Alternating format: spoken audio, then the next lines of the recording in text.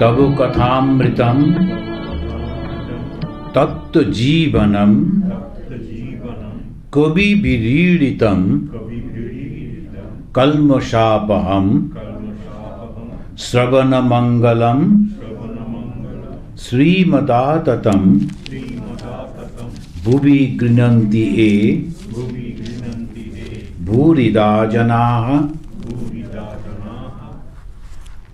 ঠাকুর কথা কইতে কইতে সমাধি তত্ত্ব বুঝাইতেছেন। এবার আমরা শ্রীরামকৃষ্ণ দক্ষিণেশ্বরে নরেন্দ্রাদি অন্তরঙ্গ অন্যান্য ভক্ত সঙ্গে প্রথম পরিচ্ছেদ দক্ষিণেশ্বরে কেদারের উৎসব। মাস্টারমশাই ছোট্ট ছোট্ট করে লিখে দিচ্ছেন, দক্ষিণেশ্বর মন্দিরে ঠাকুর শ্রীরামকৃষ্ণ কেদারাদি ভক্ত সঙ্গে কথা কইতেছেন। আজ রবিবার অমাবস্যা 29শে শ্রাবণ 13ই আগস্ট 1882 খ্রিস্টাব্দ বেলা 5টা হইবে। এই যে একেবারে মাস্টারমশাই এই যে ডেসক্রিপশনগুলো খুব ইউনিক, আর ডায়েরির মধ্যে থেকে পুরো লাগছেন ঠিক বিকেলবেলা। এখন কেন করেছেন অনেক সাধুরা, আমাদের যে আগে প্রেসিডেন্ট মহারাজ ছিলেন তিনি তাঁর যখন কথামৃত প্রসঙ্গ বলছেন, এটা মেডিটেশনের সুবিধা হয়। যারা কথামৃত পড়ে তারা কিন্তু এই কথামৃত একটু পড়েই চোখ বুজে ওই নিজেকে ওই জায়গায় নিয়ে যায়। বিকেলবেলা কীরকম হবে, বিকেলবেলায় কেন করে ঠাকুর বসে আছেন ইত্যাদি ইত্যাদি। শ্রীযুক্ত কেদার চাটুর্যে হালি শহরে বাড়ি। এখন অনেকের নাম কেদার হতে পারে, সেজন্য মাস্টারমশাই কোন কেদার হালি শহরে যে বাড়ি, সরকারি অ্যাকাউন্টেন্টের কাজ করিতেন। অনেক দিন ঢাকায় ছিলেন। সেই সময় শ্রীযুক্ত বিজয় গোস্বামী তাহার সহিত সর্বদা শ্রীরামকৃষ্ণের বিষয় আলাপ করিতেন। ঈশ্বরের কথা শুনিলেই তাহার চক্ষু অশ্রুপূর্ণ হইত। তিনি পূর্বে ব্রাহ্ম সমাজভুক্ত ছিলেন।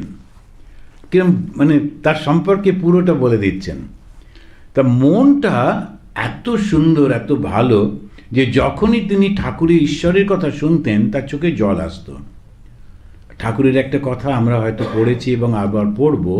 ঠাকুর বলছেন, কি করে বুঝবে ভক্ত, যখন হরি বা কৃষ্ণ নাম শোনার সঙ্গে সঙ্গে চোখে জল আসে। এতটা ভাব, এতটা ভালো বাসা রয়েছে ভগবানের প্রতি যে শোনার সঙ্গে সঙ্গে তার চোখে জল আসে। তা এই যে ভদ্রলোক, তার ওই রকম হচ্ছে কেদারের। তা তিনি ব্রাহ্ম সমাজভুক্ত ছিলেন। তখনকার দিনে শিক্ষিত লোকেরা সবাই ব্রাহ্ম সমাজ ছিল। কেন না, এক একটা ঢেউ ওঠে। তা শিক্ষিত লোকেদের মনে হতো যে এমনি যেসব মন্দির টন্দিরগুলো ওগুলো অশিক্ষিত যারা তারা, তো এরকম ছিল। কিন্তু ধর্মের ব্যাপারটা একটু আলাদা। সোসাইটি একরকম, যেমন আমাদের এখন লায়ন্স ক্লাব, রোটারি ক্লাব, এগুলো সব ঠিক আছে। বড় লোকেদের জায়গা তারা রেস্ট্রিকশন করে দিয়েছে, এত টাকা তোমার ইনকাম না হলে ঢুকতে পারবে না, এসব ঠিক আছে। কিন্তু ধর্মের ব্যাপারটা হচ্ছে রিয়ালাইজেশন। ওখানে এরকম করে সমাজে এসব করে কিছু লাভ হয় না, বেশি দিন থাকতে পারে না। এটা তো কোনো ক্লাব নয়, এটা কিন্তু realised people only can establish religion, তা না হতেই পারে না। তো ধর্মের এই জিনিসটা হচ্ছে যখন কেউ ঈশ্বরকে দর্শন করেছেন, ঈশ্বরের ভাবে ভাবিত, তার কথা অনুযায়ী যারা চলেন তাদের মধ্যেও ওই ভাবটা আসে। আর সেই ভাবটা যখন আসে তখন দুটো জিনিস হয়। এক, এই জগতের প্রতি তাদের মন আর আকৃষ্ট হয় না, নাম যশ প্রতিপত্তি দেহ সুখ এটার দিকে মন যায় না, অথচ মনটা ভালোবাসায় ভরে যায়। মনটা সবার প্রতি একটা ভালোবাসা, টান, ফিলিং সেটা খুব হয়। কি করে বুঝবো যে আমি ধর্মের পথে এগোচ্ছি? এইগুলো ঠাকুরও নিজে পরে বলছেন। ঠাকুর নিজের ঘরের দক্ষিণের বারান্দায় ভক্তদের সঙ্গে বসে আছেন। রাম, মনমোহন, সুরেন্দ্র, রাখাল, ভবনাথ, মাস্টার, অনেক ভক্তরা উপস্থিত হয়েছেন।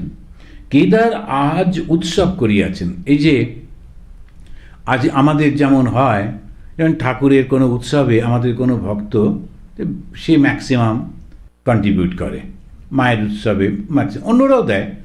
উনি এটা ওই উৎসব করিয়াছেন। কেদার তখনকার দিনে বললেন, আজকে যারা আসবেন তাদের সকলকে খাওয়ানো ইত্যাদি ইত্যাদি আমি করে দেবো। তখনকার দিনে বেশি পয়সা ছিল না এদের হাতে, তো যাদের একটু ছিল ওরা করতেন। তো মাস্টারমশাই বলছেন, কেদার কেদার আজ উৎসব করিয়াছেন, সমস্ত দিন আনন্দে অতিবাহিত হইয়াছে। রাম একটি ওস্তাদ আনিয়াছিলেন, তিনি গান গাইয়াছেন। তখনকার দিনে বাংলায় গায়ক এনেছিলেন না বলে ওস্তাদ আনিয়াছে, তো ওস্তাদ মানে তারা খেয়াল টেয়াল গাইত, সেই জন্যে ওস্তাদ আনিয়েছে। গানের সময় ঠাকুর সমাধিস্থ হইয়া ঘরের ছোট খাটটিতে বসিয়াছিলেন। এখন দুটো খাট আছে, এখনও আছে, ওটা বেশ ভালো করে রেখেছে ওরা, কাঁচ টাঁচ দিয়ে ঘিরে। আগে লোকেরা গিয়ে ওটা ছুঁতো টুতো, এত লোকের ছোঁয়া, তো এটা কাঁচ দিয়ে ঘিরে দিয়েছে, এটা ঠিকই আছে। তো একটু বড় খাট মানে একটু উঁচু, আর একটা ছোটো খাট। তো ঠাকুরের ওটাই ছিল, একটা হচ্ছে যখন লোকের সঙ্গে কথা বলবেন ওই ছোটো খাটটিতে বসতেন, আবার যখন শোবেন ওই বড়ো খাটটাতে শোতেন। ওনার স্টাইলও ছিল যে আচ্ছা ছোটো খাটটাও শোয়া যায় না যায়, কিন্তু না আমি এটাতে বসবো যখন লোকের সঙ্গে কথা বলবো, তো এটা করতেন। তো এইটা তিনি বসে আছেন, গান হইতেছে, মাস্টার ও অন্য ভক্তেরা তার পাদমূলে বসে আছেন, পায়ের কাছে বসে আছেন। ঠাকুর কথা কইতে কইতে সমাধি তত্ত্ব বুঝাইতেছেন। এটা খুব ইম্পর্টেন্ট একটা কথা, ক্যাজুয়ালি সমাধি তত্ত্ব বুঝাচ্ছেন। সমাধিটা কি? সমাধি হচ্ছে শরীর মনের বাইরে গিয়ে আত্মার সঙ্গে মিলিত অবস্থা। তো বেদান্তবাদীরা, বিশেষ করে অদ্বৈত বেদান্তবাদীরা, তারা এটাকে বলে অবস্থা ত্রয় সাক্ষী। অবস্থা কন্ডিশন, ত্রয় তিন, সাক্ষী। তো তিনটে কন্ডিশন, জাগ্রত, স্বপ্ন আর সুষুপ্তি। তো এটা আমাদের প্রত্যেকের এই অনুভবটা হয়, সেই জন্য ওরা এটা ব্যবহার করেছে। জাগ্রতে আমাদের শরীর এবং মন এই দুটোই ক্রিয়া করছে যখন আমরা জেগে আছি, যেমন এখন। তারপরে যখন স্বপ্ন অবস্থা, তখন কিন্তু শরীরটা তো নিদ্রার মধ্যে রয়েছে, ওটা অ্যাক্টিভ নয়, তখন অ্যাক্টিভ হচ্ছে শুধু মনটা। তারপরে আর একটা অবস্থা হচ্ছে সুষুপ্তি। এই সুষুপ্তি অবস্থাতে আমাদের স্বপ্নও দেখি না, স্বপ্ন না দেখে একটা অদ্ভুত অবস্থার মধ্যে থাকে এবং ফিরে এসে খুব আনন্দ বোধ করি। এটা খুব ইম্পর্টেন্ট। ফিরে সুষুপ্তি থেকে ফিরে এসে কেউ বলে না ও কি কষ্ট ছিল, এরকম কখনো বলবে না। স্বপ্ন থেকে ফিরে এসে বলে, সারা রাত যদি ভয়ের স্বপ্ন দেখে, পরের দিন বলে যে কি একটা ভয়ের স্বপ্ন দেখলাম, ভালো ঘুম হলো না, মাথা ধরে গেছে ইত্যাদি। কিন্তু সুষুপ্তিতে যারা যাচ্ছেন তারা কিন্তু ঘুম থেকে উঠে এসে খুব ফ্রেশ একেবারে, তখন শরীর মন চাঙ্গা, আর সবসময় বলেন বড্ড আনন্দ হয়েছে আজকে ঘুমিয়ে। ওই আনন্দের উপলব্ধিটা কে করলো? শরীরও ছিল না, মনও ছিল না, করলোটা কে? ওইখানে বেদান্তবাদীরা তারা গিয়ে বলেন ওইটাই হচ্ছে চৈতন্যের প্রমাণ। তোমার ভেতরে যে চৈতন্য আছে, সারাক্ষণ আছেন, জাগ্রত অবস্থায় খেয়াল থাকে না, নিদ্রিত অবস্থায় খেয়াল থাকে না, তাই তিনি নিয়ে যান ওই সুষুপ্তিতে। এটা আমরা না জেনে না বুঝে রোজ চলে যাই সমাধিতে, ওটাই সমাধি। এইবারে যখন বুঝে শুনে ওই জায়গায় যাবার চেষ্টা করি, তখন তাকে বলা হয় সমাধি।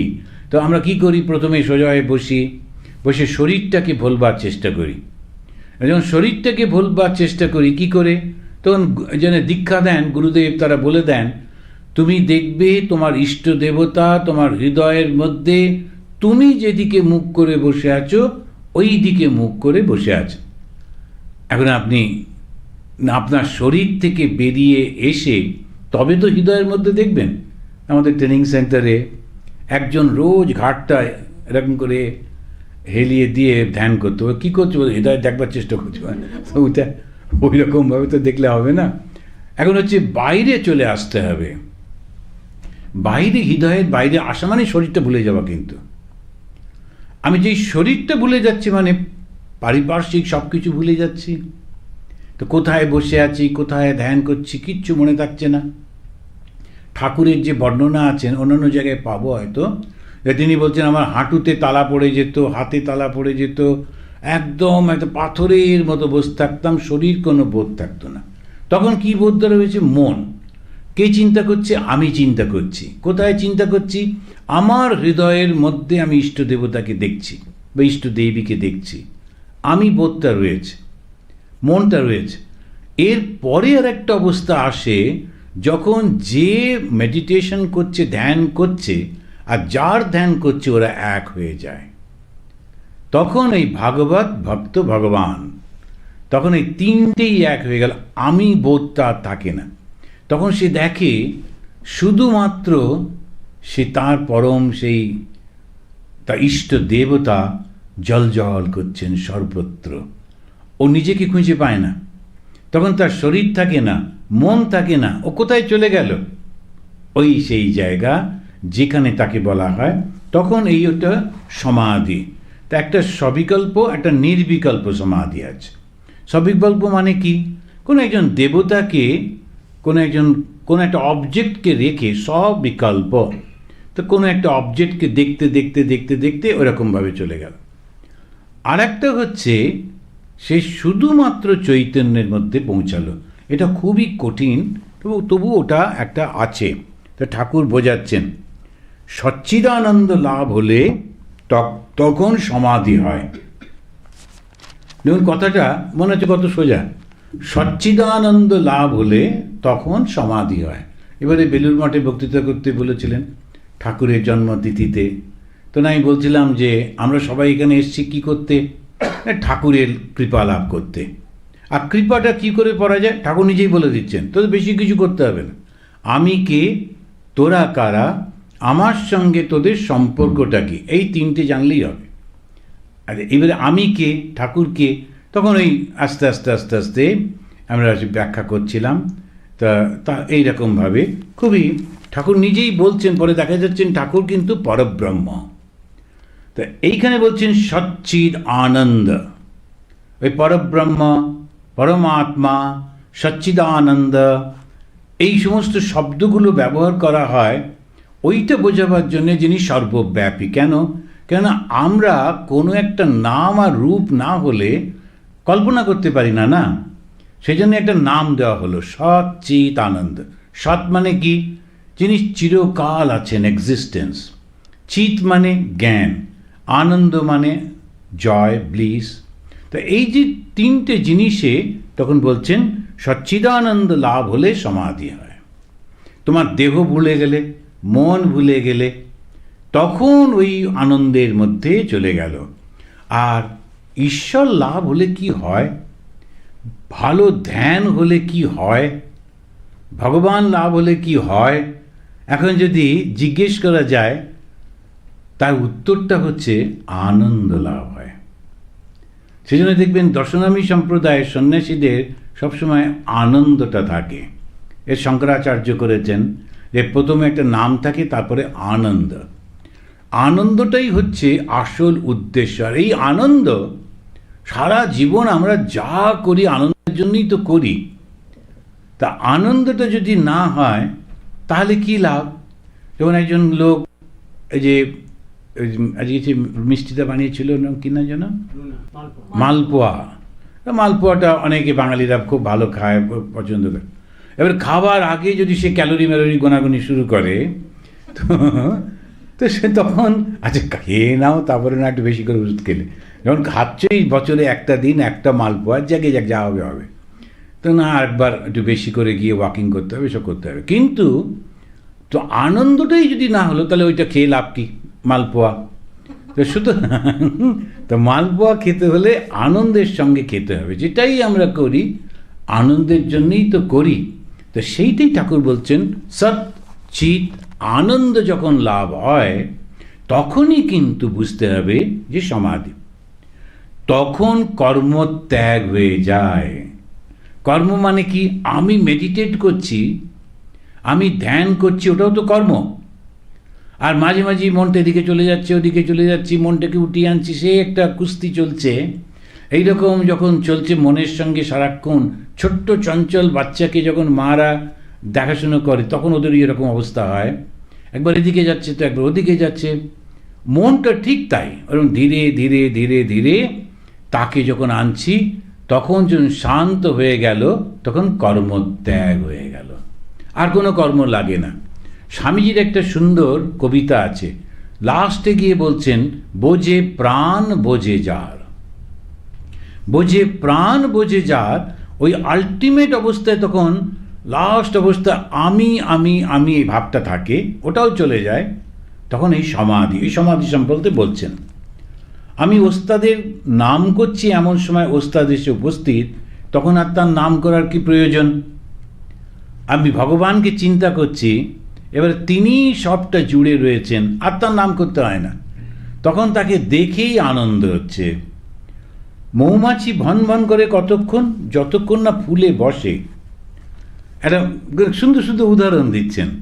ততক্ষণই আমি নাম গুণগান করতে থাকি যতক্ষণ না আমি ভগবানকে দেখছি। একটা লোক, সে ঠাকুর কয়েকজনকেই বলেছেন এই কথা, সে বসে বসে জপ করছে, তো ঠাকুর বলছেন এখানে এসে আর ওটার কি দরকার? ইন্ডিকেশনটা ভেরি ক্লিয়ার।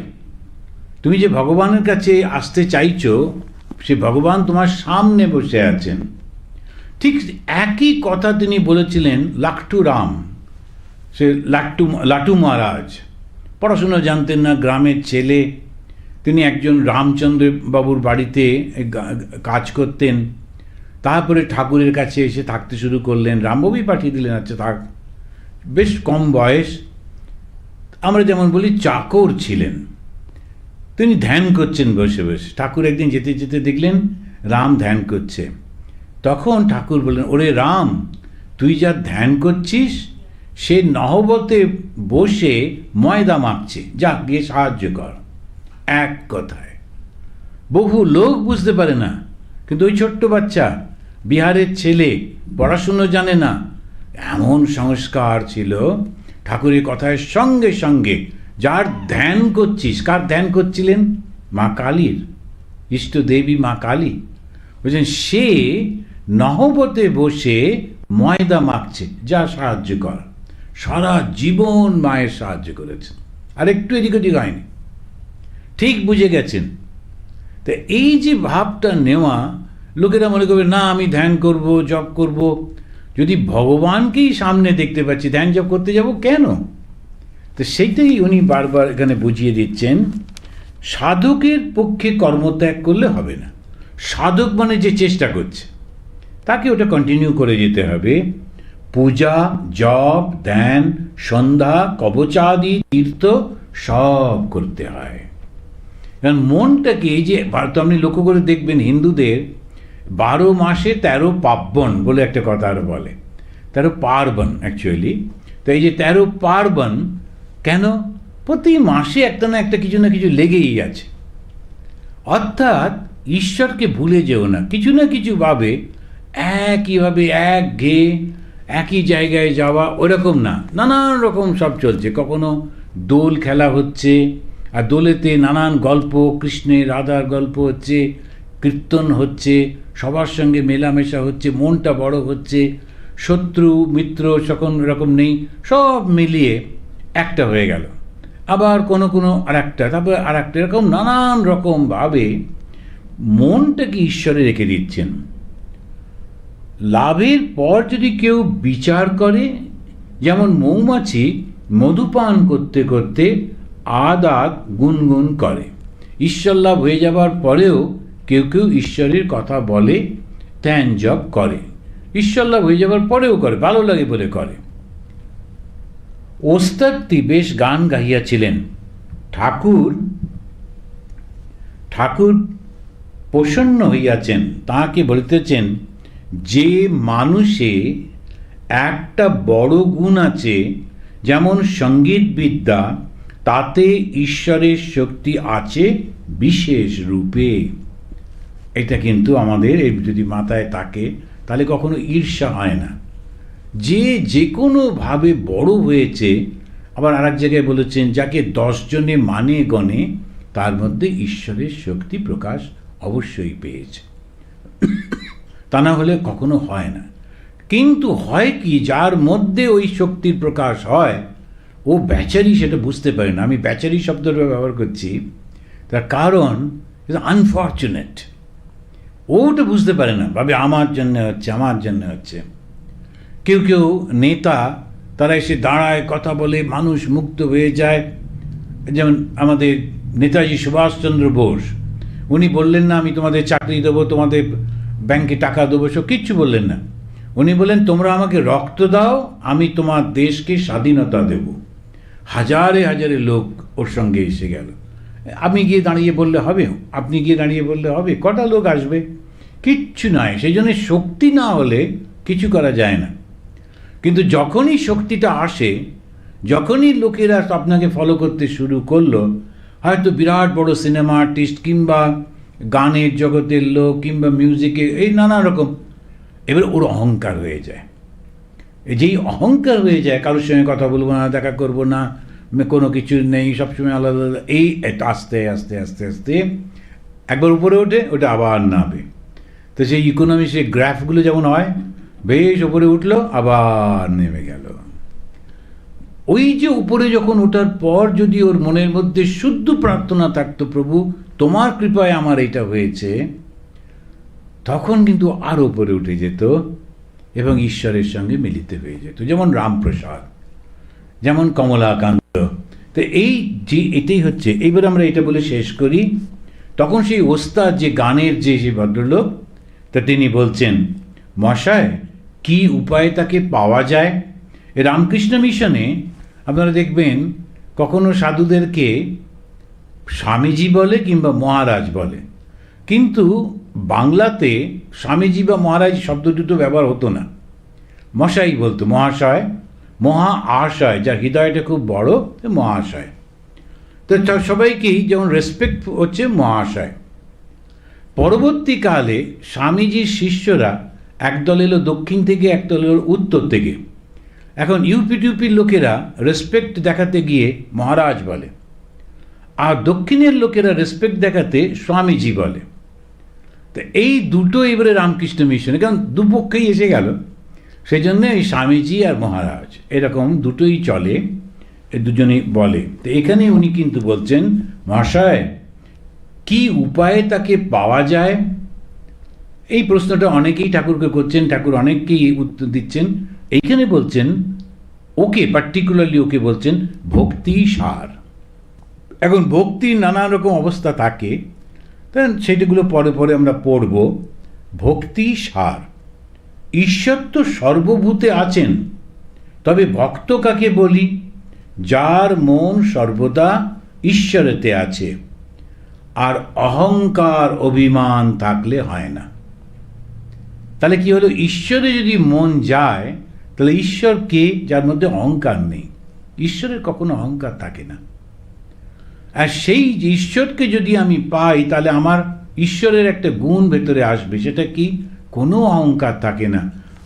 অনেক গুণ থাকা সত্ত্বেও সে মানুষটি অতি সহজ সরল মানুষ হয়। আমি রূপ ঢিপিতে ঈশ্বরের কৃপারূপ জল জমে না, গড়িয়ে যায়। আমি যন্ত্র। কেদার ভক্তদের বলছেন, সব পথ দিয়ে তাকে পাওয়া যায়, সব ধর্মই সত্য, ছাতে উঠা নিয়ে বিষয়। তা তুমি পাকা সিঁড়ি দিয়ে উঠতে পারো, কাঠের সিঁড়ি দিয়ে উঠতে পারো, বাঁশের সিঁড়ি দিয়ে উঠতে পারো, দড়ি দিয়ে উঠতে পারো, সবভাবেই তুমি উঠতে পারো।